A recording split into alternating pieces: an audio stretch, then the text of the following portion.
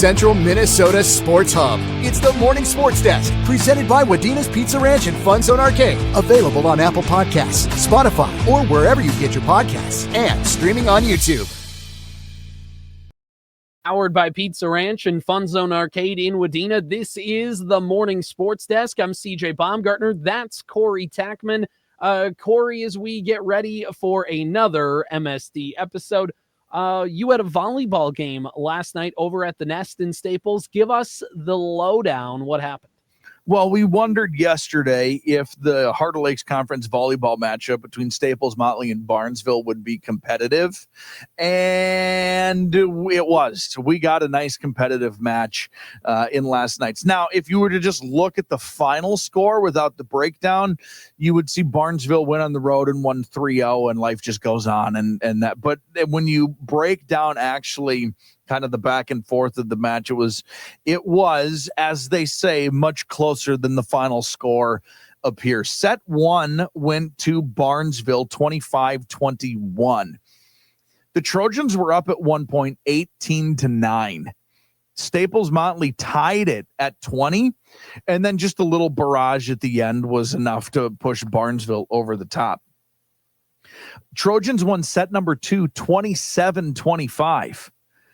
The Trojans didn't lead in that set until 26-25. The closest that match was, that set was tied, or Staples-Motley leading. And I don't think the Cardinals ever led by, if my memory serves me correctly, more than 4 points. So that was tight the entire way, obviously 27-25. And then the final set was 25-20, like right there.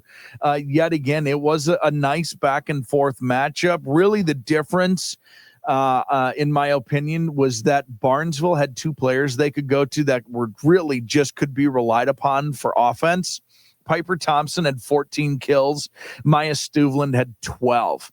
Now, it was like almost non-existent numbers from everybody else. Allison Axness had 5, and there was a spattering from Riley Bauer and Addison Rasmussen, and Macy Bliley chipped in as well. But like when push comes to shove, they could get the ball to Piper Thompson or Maya Stuvland, and they were just able to score, right? In 3 sets, 26 kills combined between the two of them. That was a pretty impressive look. Staples-Motley had good balance on offense, but there wasn't that like look out there giving it to her. She's just going to get us back on the board kind of a moment. Abby Brkachik had 5 kills to lead the way. There were 3 players with 4 kills, and Annie Schlosser, Addison Potter, and Izzy Becker. Jada Ellingson, the sophomore, had 3. Clara Maros had 2. Hannah Cole had 1. So there was good balance, but there was a moment, and I said it in the broadcast as well. There was like a lack of aggressiveness on offense, it felt like, on the Cardinals side, right? That finesse play is always there, and it's important to be able to throw a changeup every once in a while, and you have to be able to tip to the opening if the defense is going to give it to you, all those sorts of things. But also, the thing that allows you to tip to the opening is by being aggressive and having the defense have to prepare for some thunder every once in a while. And I just thought the Cardinals were maybe a little timid at times throughout that match. And I really do think like that was every time Barnesville needed something, they could go to 2 players. And the Cardinals just seemed maybe a little unsure of who that player was going to be in that match. That's just from an outsider's perspective on someone who doesn't know that much about the game, but knows enough about the game. I do also, though, want to recognize it was senior night for Staples-Motley, CJ. Abby Brkachik, Pam Lawrence, Annie Schlosser, and Mariah Sullivan were all honored before the match. The seniors have put in a lot of time into that volleyball program. I learned last night that Annie Schlosser is she's been starting since a freshman at that setter spot for the Cardinals. She's the program's all-time leader in set assists. I didn't know that until last night. She went over 1,000 for her career last year, and obviously she's being relied upon a little more this year for some offense. Caitlin Schatzko sharing the setting duties with Annie this year, but like she's the program leader already, and that number will just continue to go up. The seniors have put in a lot of time. Coach Bestland had a lot of nice things to say about them, and obviously thanking them for their program leadership over the years. So it's always neat to be there on those special nights, on those senior nights, and I was glad to again be there last night. Barnesville, though, spoils the Cardinals senior night by winning in 3. Yeah, like you said, a closer match than what the score indicates. Really cool that they get the shout out on senior night as well. And cool note, Butch Losser becoming the program's all-time set assist leader. Really fun night of volleyball from the Nest. And the first season of volleyball in the Nest, starting to build that volleyball vibe, Corey. Yeah. I mean, volleyball is just kind of cool in general. They've got the bleach, so it's one-sided seating essentially, right, with the main seating, but they do have temporary bleacher seats on each baseline. So, for volleyball, your student section, we've talked about it before. Your student section is the football players. It's the boys, and they're just. I mean this with no disrespect, in all earnesty and honesty, I love it. They're just idiots. High school boys are just a bunch of idiots. They're just in white tank tops with something in Sharpie written on all of they got somebody's like Instagram handle written on the back. Like they're just every single one, every high school boy that has ever existed is a big giant dork. And when you put them all together, it's just a reason to get loud. Yeah, it's just dorkdom incarnate. And it's fun, and it's really fun. And then the Barnesville's not a close road trip, but the JV girls for Barnesville, they're lined up on their sideline, and they're like out almost on the floor dancing to the music between every single set, and just kind of making fools of themselves too, because why the heck not? You had an over-hour drive to get there. You might as well have a little fun. High school sports, man, are the coolest. I just love them. Yeah, it's awesome. It's great. By the way, write-up of that match you can find at Sports Cow on Facebook or WadenaRadio.com. It's also where you can find the full broadcast schedule. We got a doubleheader of volleyball coming up tomorrow as well, which is really, really exciting to talk about. So we will get to that on tomorrow's show. By the way, Corey, just a couple other news and notes. When you go to WadenaRadio.com or follow Sports Cow on Facebook, you'll get a little access to the cross-country meet that happened yesterday. Our guy Zeke Foreman wrote up the results of the Bertha Hewitt Sports Boosters Invitational yesterday at the Double Eagle Golf Course in Eagle Bend, and talked about Bertha Hewitt coming away with a win in their home meet on the boys' side, UNC winning for the girls. There's a full write-up on places and times and all that kind of stuff. I don't want to take all the great work Zeke does and just spit it out here. Go read it when you go to WadenaRadio.com or the Superstation K106 mobile app, or by following Sports Cow on Facebook. He'll keep you updated on the cross-country meets that are happening across central Minnesota, which is awesome to see. Another storyline to follow, Corey. What? We can't. We can't just move on from this. I'm sorry. I have to bring it up. Well, we're not going to jump on any of Zeke's coverage, but we do have to bring it up that we teased it yesterday in our conversation with Zeke. Like, we're wondering, is Bertha Hewitt going to be able to put a full lineup together? And they were able to put a full lineup together, and they were really good. Yeah, it helped out for them in that race. They have a couple younger kids who they have kind of been running on the JV for the earlier part of the season. And again, I'm not in that coaching staff. I know nothing about running. I'm not trying to say I have any insider information. All I'm trying to say is it felt like there was a clear vibe of like, let's get some young kids, let's let them run kind of at their kind of age level.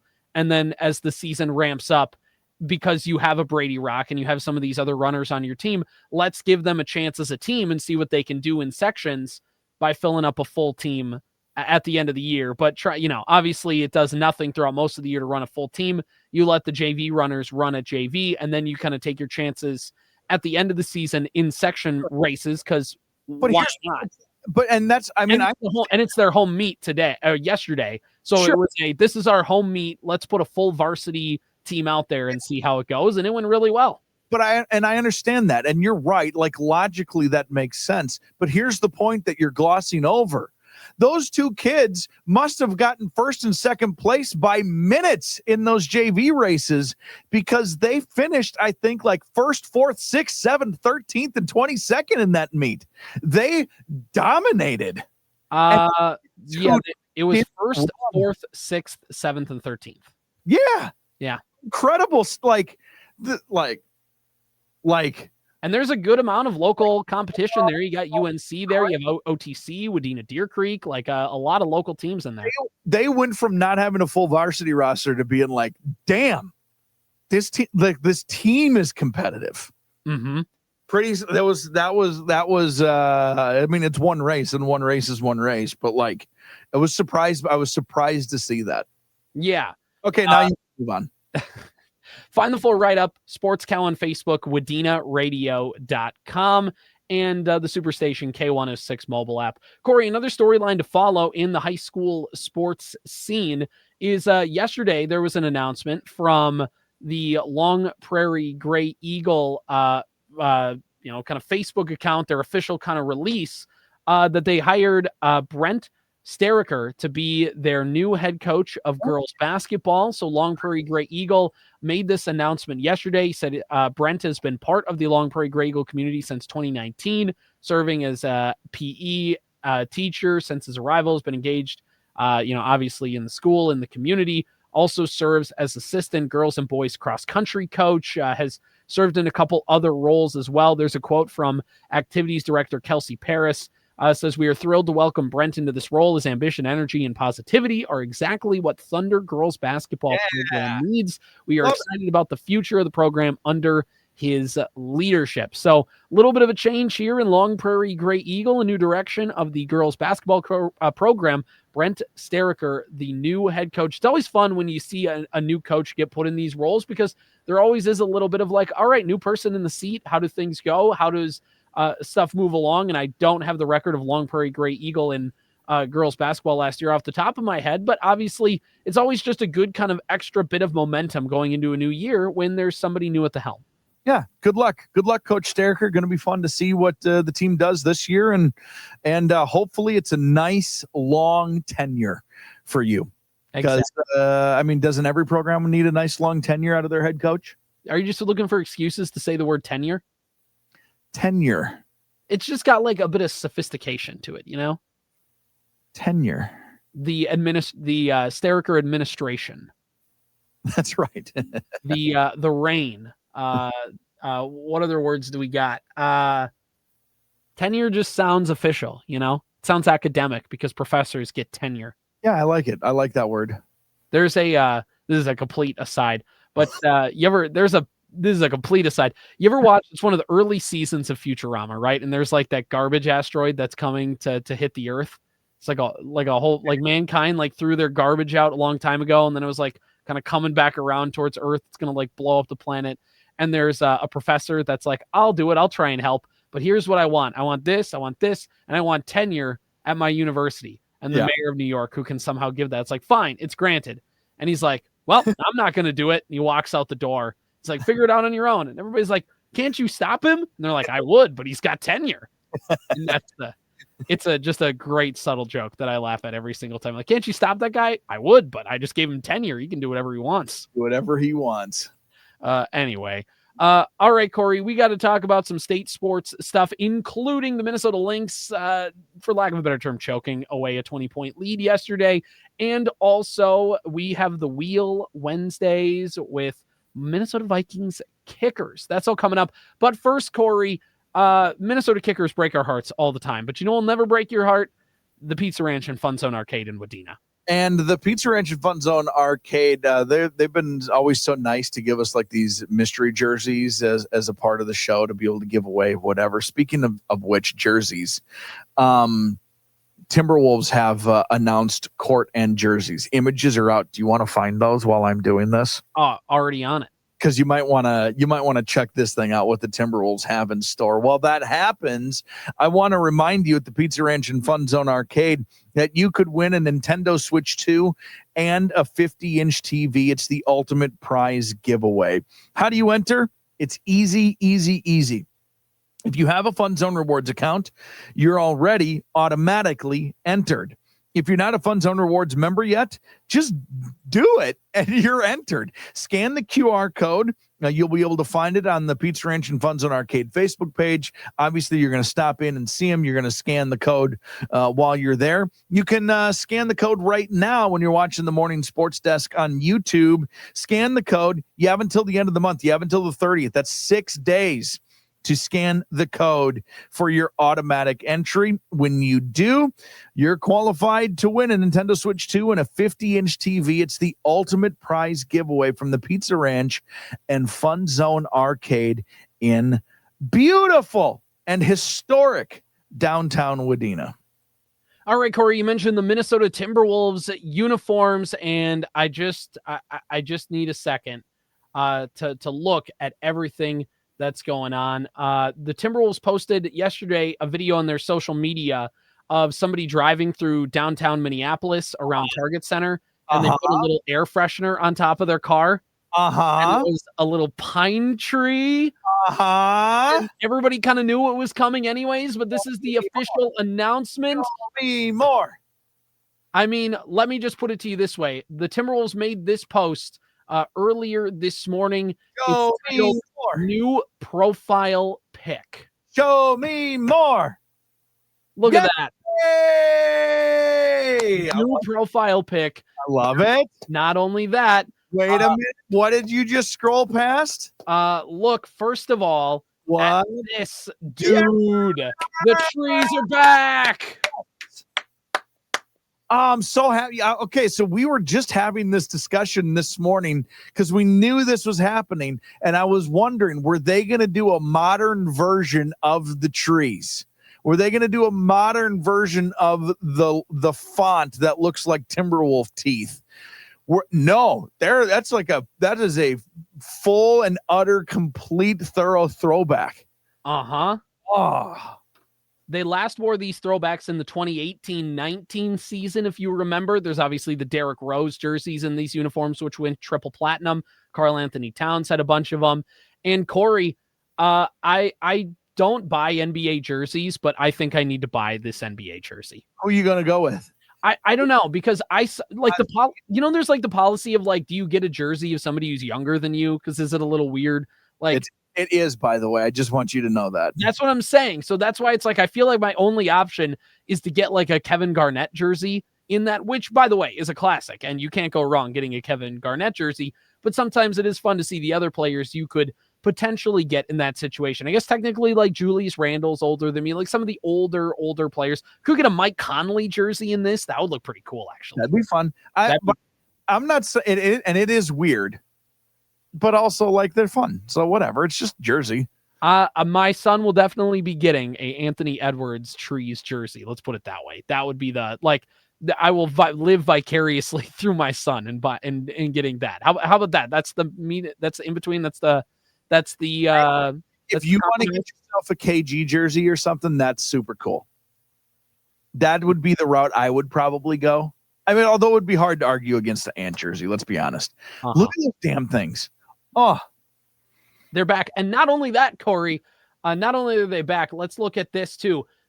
The court is coming back. What? They're bringing the court? Yeah. The court's coming back. The trees, the tiles, the court. It looks like the first time I ever went into Target Center, Corey, it was 2004. It was March of 2004. It was the Minnesota State High School League state basketball tournament. Okay. Bertha Hewitt Bears were in the state semifinal game. They didn't come out with the win. It's okay. But that was my first time ever going into Target Center. And I remember looking at the distinct tile floor. Like, again, you look at the hardwood and there's a lot of the individual pieces are long and narrow and they all kind of go together. And then I remember it was like the only court ever I saw where the hardwood was put together through what looked to be a tile pattern. And I was instantly like, this looks cool. It looks cool. Yeah. And I'm so glad that it's going to come back as an alternate court, much of like when the Wolves a few years ago with like the 80s, early 90s wolf logo and things like that came back. This is now, it's now nostalgia pandering, Corey, to my early days of Minnesota Timberwolves basketball. Yeah, no, they're cool. I would love if, because at some point, right, there's new owners, and I like these jerseys, and I like this court and all those things, and the throwback is going to be fun. But I will be interested, and I would love to see like a modernized version of the trees and the black and the fang font and whatever it is you want to call it on the.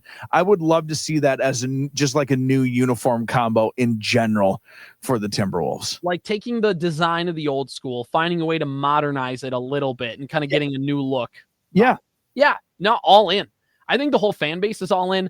I think if you kind of like read cryptic statements from like the owners or like people who are making the business decisions like that, I don't know, it's not like imminent, but I think everybody's kind of all in agreement that it's going to happen within the next 5 years. Yeah. So this ownership group is focusing on some other things for the future of the organization, which, you know, they are pretty blatant about, and include a new stadium. But that's probably priority number one for them.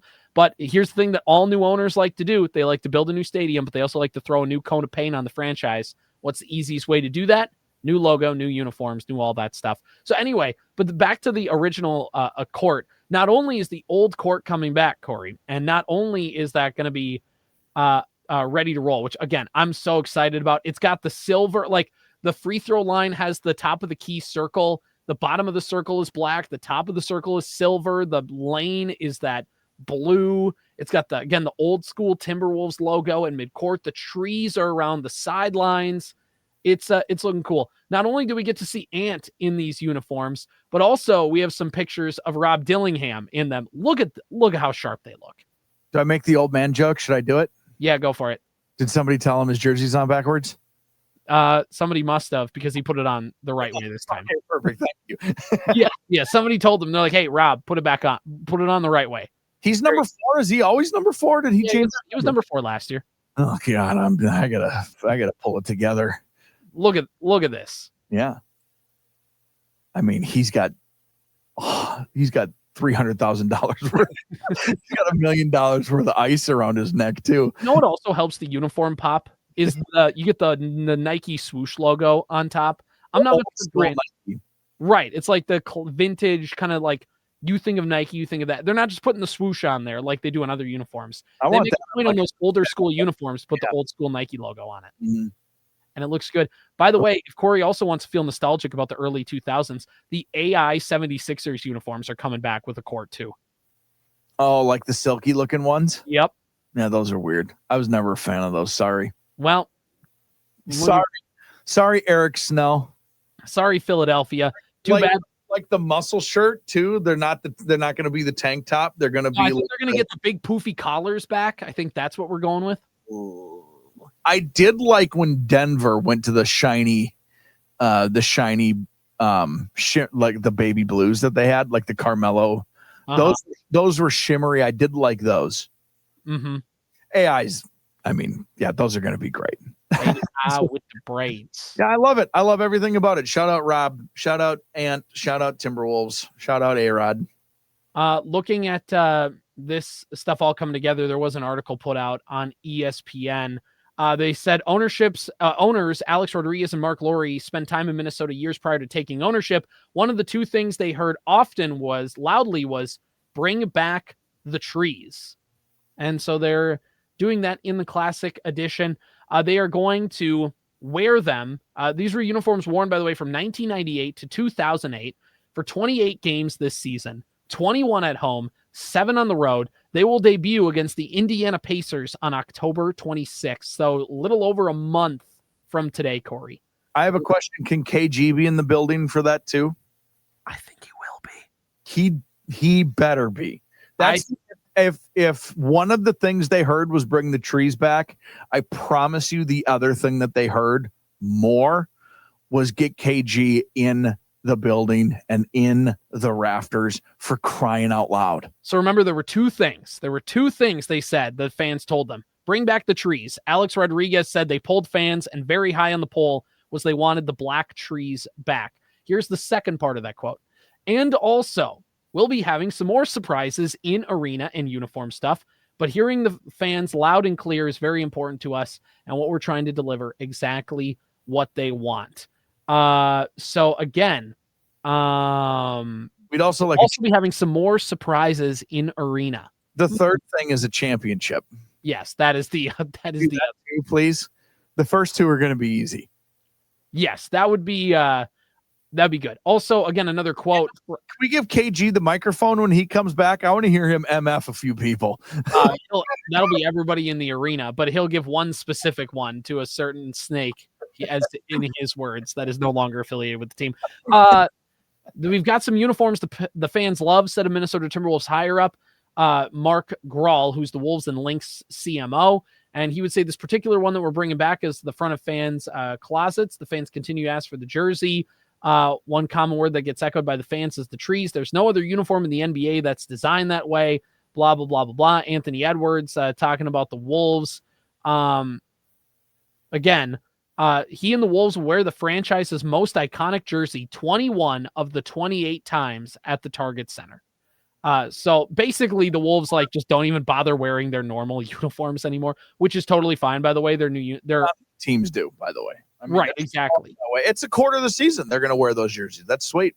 Mm-hmm. When we first got here, everyone wanted to bring the glory days back, said Rodriguez. They had the uniform when they first went to the Western Conference Finals. There's a lot of great memories for the young adults that were kids at the time. And it's not just cool uniform for the Timberwolves. It's cool jerseys over the last few decades in the NBA. They're just classics, said Rodriguez. You see where they rank a lot of throwbacks. That's one of the ones that always comes up in the top 5. All right. There we go. Good. All right, Corey, I'll just let you have the floor quick. I know we want to get to the wheel. So Minnesota Lynx last night, things didn't necessarily go according to plan. What happened? I don't know. I was at a volleyball game. They were up by 20, and then you asked at the very end of yesterday's show, could they lose and how would they lose if possible? And I think I said, well, they could not make any shots and the other team could make all their shots. And you described the third quarter, so congratulations. From what I could tell, that's exactly what happened. And that's exactly what happened. So I don't know. I didn't see the game. I'm not going to watch a replay. I'm not that kind of guy. It just seems like the Lynx kind of gave it away. Yep. Or the other team took it. I don't know. I don't know. Both. A little bit of both. Yeah. Fee had a chance at the buzzer in regulation, and then overtime, Phoenix was just kind of rode the hot hand, and now the series goes to a game apiece. They're still going to win the series. It's okay. I mean, hopefully, right? Quit. You spoke it into existence yesterday about the loss. That's fine. Just don't, try not to blow another 20-point lead. That's all. Don't do that. There you go. Pretty easy. It was an easy game. Don't blow a 20-point lead. It's an easy game. Put the ball in the basket. Prevent the other team from doing that. I don't know why people don't listen to me more on that. Anyway. All right, Corey, it's the Wednesday wheel. Explain to the good folks at home how this works. Okay, so we're just going to do a blind ranking on the wheel. And this week, what we have planned is I need to share my screen. We're going to... Yep, that's the one I want. We are going to do Minnesota Vikings kickers. And we're going to do Minnesota Vikings kickers in honor, CJ, of 62-yard bang job from our buddy Will Reichard. How far was that kick? 62, wasn't it? 62 yards. Yeah, I can't believe it. I have no idea how he could even make that.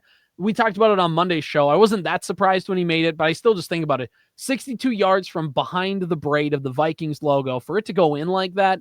And by the way, had distance to spare. It kind of started to the right and you could see, you're like, oh, he's just going to shank it right. That's okay. And then you could slowly see it start to kind of turn back and you're like, holy buckets, he made it. Yeah, and it was good from 70. So in honor of Will, we are going to do our top Vikings kickers of all time. This is a blind ranking. We're going to spin the wheel for CJ. And I asked AI to come up with the best Vikings kickers of all time. And it gave me a list of 8. We're going to blind rank the top 5. All right. So there's 8 and we're blind ranking the top 5. That's exactly right. Are you ready to play? Yeah, let's do this. All right. The wheel spins, and our first name on the list is everybody's favorite, Blair Walsh. TJ, let me tell you a little bit about Blair Walsh. No, where'd it go? Well, I think everybody knows who Blair Walsh is. Blair Walsh's Vikings career is a tale of two halves, it says here. His rookie season in 2012 was incredible. Pro Bowler, first-team All-Pro selection. He set an NFL record by making all 10 of his field goals from 50 yards or more. However, CJ, his legacy marred by the missed 27-yarder against the Seattle Seahawks. But his overall numbers and moments of brilliance, as it says here, put him on the list. Where do you put him in the top 5 all time? This is tough because it is a tale of two halves. Like if you remember Blair Walsh in 2012, he was amazing. That guy didn't miss a kick beyond 50 yards all year and helped the Vikings make the playoffs. He had a leg. Like nobody ever doubted that guy was able to kick the ball a very long way. The problem was he was a bit of a head case in the sense of like when things got bad for him, they got bad. And it certainly didn't help who his head coach was at the time when things started to get really, really bad. Of course, missing the 27-yard field goal in the wild card game. By the way, I remember it. It was at my parents' house. We were like, I think celebrating birthdays or something like that with some family watching the game. And as soon as the Vikings lined up, everybody's excited. They're going to win the game. And I just look, I'm like, he's going to miss this bleeping kick, isn't he? And he missed the kick. So everybody's like freaking out. I was just standing there emotionless. Like, I can't. Yeah, you were shell shocked. It's not emotionless. That's like, it's not even like some people go, no, oh my gosh, you're like, oh my god. It was just more of like I can't believe I was right. Like, I can't believe I just teed that up and got it completely correct. What the worst time to get something correct. That would have been an impressive playoff win for a Teddy Bridgewater-led Mike Zimmer team. And Blair Walsh messed it up. So also made a bunch of kicks in that game because the offense didn't score a touchdown. So Adrian Peterson had a big fumble. There's a lot of things in that game. But this is tough with Blair Walsh, but I'm going to say this is the top 5 out of 8. I'm going to say we're going to put him in that 5 spot. Okay. We'll write him down here, and we'll run through the whole list and see where everybody stands when it's all said and done. Let's get him off the wheel and let's spin again. Spin, spin, spin, spin, spin, spin, spin, spin, spin, spin, spin, spin, spin. Vikings all-time kicker list. We're blind ranking them. The next name on our list, CJ, Fred Cox. Let me tell you a little bit about Fred. All-time leading scorer in franchise history. He played for the Vikings from 63 to 77, a key part of the teams that went to 4 Super Bowls. His field goal percentage is not up to modern standards at 62%. It was very good for his era, and his longevity and impact on the early years of the franchise, it says here, according to AI, are unmatched. Where does Fred Cox land on your all-time Minnesota Vikings blind ranking kicker list? Wasn't he the guy that invented the Nerf football too? Yeah, I think so. I think he was. Yeah, Fred Cox. I can't remember what the reasoning was, but he wanted to, I think he wanted for whatever reason. I can't remember what the official story was that led to it, but yeah, he made the Nerf football. Mm-hmm. It was for his kids or his grandkids or something like that. Yeah, exactly. So in 1971, he just decided to make the Nerf football. I think he's got to go number 1, just in the fact that he leads the Vikings all times in kicks, inventor of the Nerf football, iconic.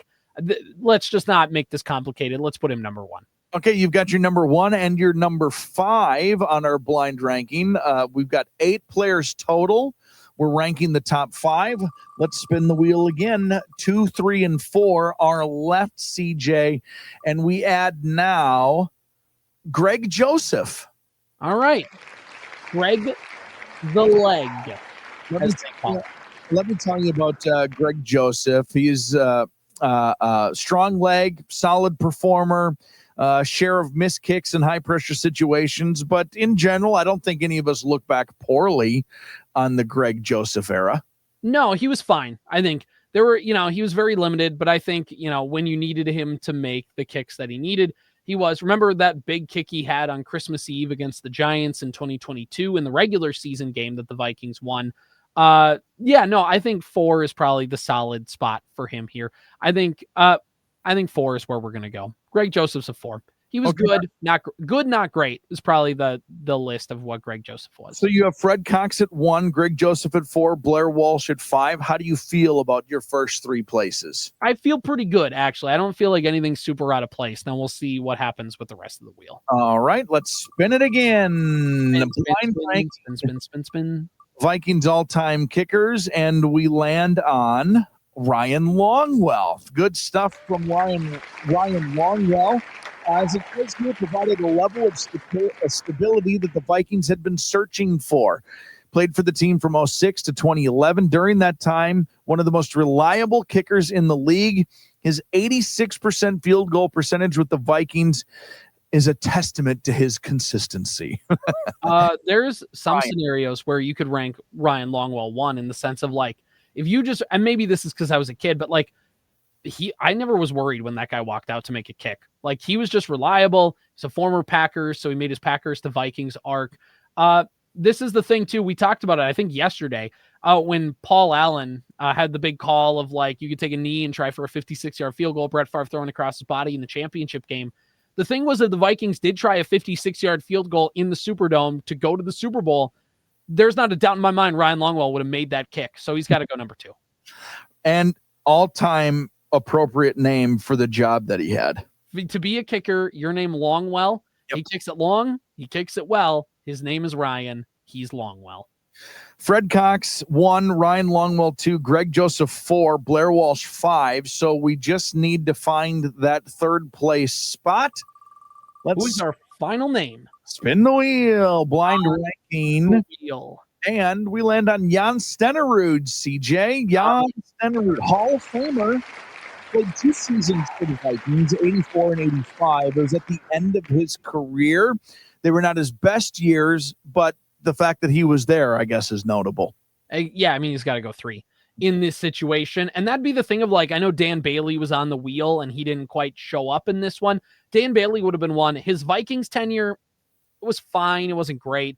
But like Dan Bailey was one of the best kickers in the NFL in his prime with the Cowboys. So it kind of depends on, are you just ranking their career overall that happened to be in Minnesota? Or are you just ranking it based on their Vikings tenures? It's another thing with Longwell, right? Like he had a lot of years with the Packers too and things like that. So yeah, I mean, he's got to go 3 in this situation. I'm interested that AI did not have like a little bit more, like, you know, they would have like a Pat Elflein or even a Garrett Bradbury on the list. Last week was Kai Forbath, by the way. Like, he is one where I know, like, they replaced him with Daniel Carlson. They shouldn't have, and everybody agreed that was a mistake. But like, Kai Forbath was a really nice kicker who made a big kick late in the Minneapolis Miracle game. The Saints ended up scoring, and the Vikings obviously had to win on the miracle play. But like, they initially got themselves back in front thanks to a long Kai Forbath field goal. And if they don't make that field goal, they don't win the game as well. So like, he was a very important kicker for them in 2017. That kind of just gets looked away because he was only here for like post Blair Walsh to 2017. Well, let's run through it. Let's run through the top list according to my AI research of top Minnesota kickers and in Vikings history. The number 1 kicker, according to AI, matches your number 1, CJ. Good job, Fred Cox. You invent the Nerf football. You're number 1. I love Nerf footballs. The number 1 answer. The number 2 answer on the board goes to, we just didn't spin his name, and that's the luck of the draw when you do these blind rankings. Gary Anderson is the number 2 kicker on this. Everybody remembers the missed kick, but if you remember, the tagline before was, why would he miss a kick? He hasn't missed a kick all year. All 35 field goal attempts, all 59 extra points. He led the NFL in scoring that year. He was an absolute monster until he very wasn't. Yes. Number 3 on this list is Ryan Longwell. You have him then appropriately at the number 2 spot. Number 4, CJ, Blair Walsh. You had him down at that number 5 slot. I mean, his first few years, pre that miss kick in the playoff game, he was a nice kicker. He was a head case. According to AI, the number 5 kicker in Minnesota Vikings history is Fuad Reveiz. He just didn't come up in the wheel. And then we actually moved to, they labeled them as honorable mentions. So the next name is Jan Stenerud, who you had at 3.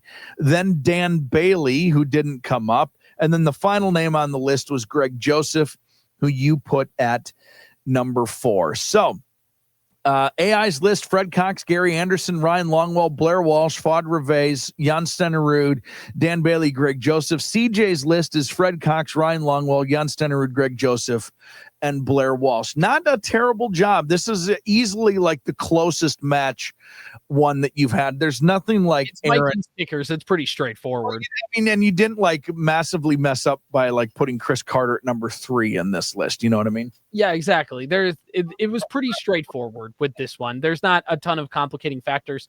Here's the thing. How many, I know AI put together this list, but like they would have like Garrett Bradbury on here, like people who made very minimal plays with the Vikings. Do you think, how long will it take for Will Riker to be in that conversation? Because clearly that guy, like, if we do this next year, he's on the list. Yeah, I think so. He hasn't done it enough. And Kai Forbath, I agree with your argument completely. He just didn't do it long enough in a Vikings uniform.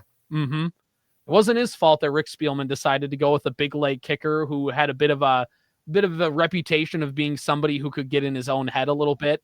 And Kai's biggest kick was completely overshadowed by another point. Like, that's not, does that count against him? No, but it doesn't help his cause. It doesn't help the iconic legacy moments and things like that. So, there's just been way more kickers also that you have to kind of. John Parker Romo didn't make this list. He didn't, as it turns out. He had a great 6-game stretch, and then Reichard came back and wasn't completely healthy, and everybody's like, oh no. And then Reichard comes back this year and kicks a 62-yard field goal.